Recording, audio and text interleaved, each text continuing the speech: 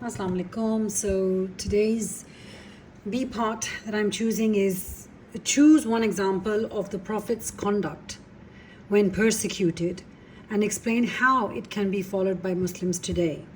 So one example, we're going to choose one example. Don't make the mistake of giving a whole load of the examples.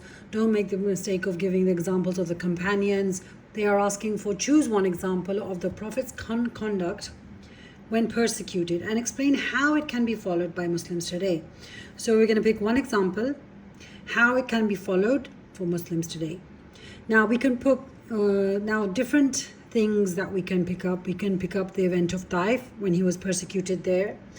We can pick up the boycott that was levied over the Prophet. He had to stay in Shaybi Abi Talib, and he had to face famine and social boycott. Then emotional. There was emotional persecution also, where he was mocked, he was made fun of, he was called Sahir, Majnoon, Kahin, Sha'ir, Abtar. He was mocked when his son died, and two of his daughters were divorced by Abu Lahab's sons. Physical persecution, in which Abu Jahl once beat him physically, pulled his cloak from him, which damaged which scarred his neck also, and the camel entrails that were put on his back. So many different examples that you can choose through. Taif. What do we learn from Taif? Don't respond. Now remember, this is a B part answer, and I want it to be realistic. Yes, we are bringing up examples from the Prophet and how can they be followed, but one thing that you must acknowledge or must realize, it's very difficult. It's near to impossible. If we pick up Taif, imagine being beaten up, being attacked by a mob and not responding, and not wanting to fight back or wanted to take revenge back. We will try our level best, but it's not very easy. It's not easy to do something like that. So okay, we see that the Prophet did not respond to their negative behavior. We will also try not to respond, but it would be very difficult. Then self-defense. At least what we can do is at least defend ourselves. Like if somebody's about to punch us, at least we can stop their hands, or stop them, or try to defend ourselves. Even though the Prophet did not try to defend himself, but because naturally for us it would be very difficult as Muslims today, we should be allowed just to defend our own selves. If not responding negatively. Then praying for the opposers. The Prophet prayed. Remember, the Prophet prayed for the people who had, tortured him at Taif, who had abused him at Taif. He prayed for them. Okay, how many of you, if you have a bully in school, how many of you can manage to pray for that person? It's near to impossible. I mean, we have weak imams. It's very difficult. But we'll try to pray for our opposers, which is very difficult. One thing we can do is pray for help. And I think many of you have done that as well. When you're in trouble, when you're bullied, when somebody is persecuting you, somebody is swearing at you, we do pray for help. We do pray to Allah for everything that is affecting us. We do pray for it. That's one thing that we can. You can mention that this one amal, or praying for help, is the most easiest from the conduct of the Prophet ﷺ that Muslims from today can do and would do, and most probably are practicing. The rest are near to impossible, but with constant struggle, maybe one can achieve the conduct like the Prophet. And act appropriately. We should try to act appropriately. Acting appropriately would be not swearing back, because naturally if somebody swears at you in today's modern day and age, when it's cool, when it's considered cool swearing, people want to swear back. Just don't do it. Or hit back, slander back, mock back. Don't do it. name callings, degrading their religion. Don't do it. Act appropriately. Act the way, okay, you can't exactly act the way the Prophet acted, but keep yourself composed. So if we take an example of the boycott, the Prophet showed a positive attitude. What we can do now, what type of boycott are we going to face?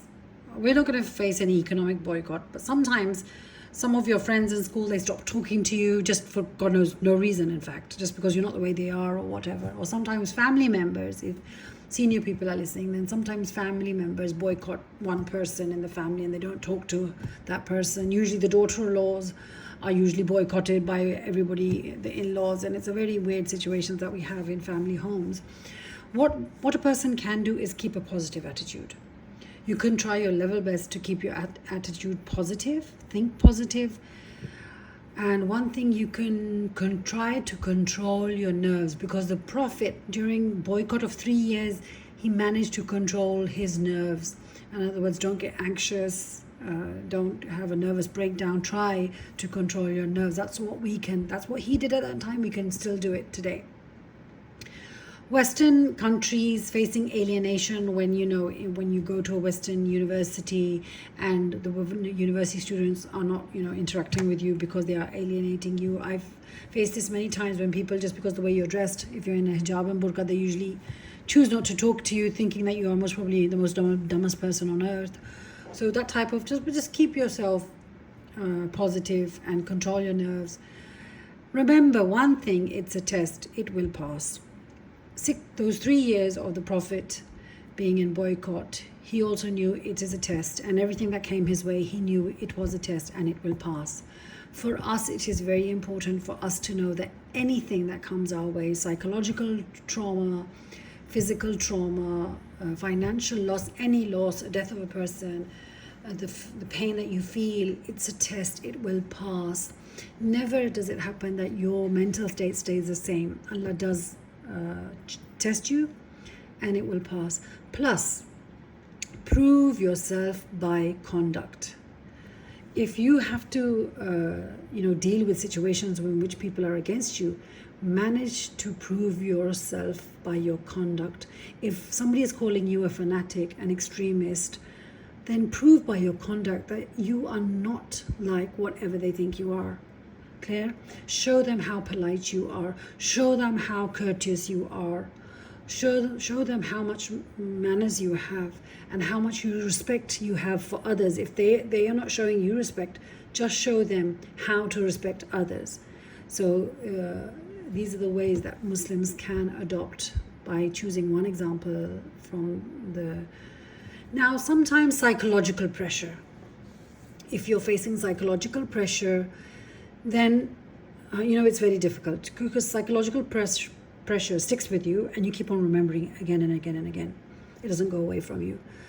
What you could do is opt for counseling, because sometimes you can't manage on your own. Everybody tells you to be patient. It's not easy to be patient.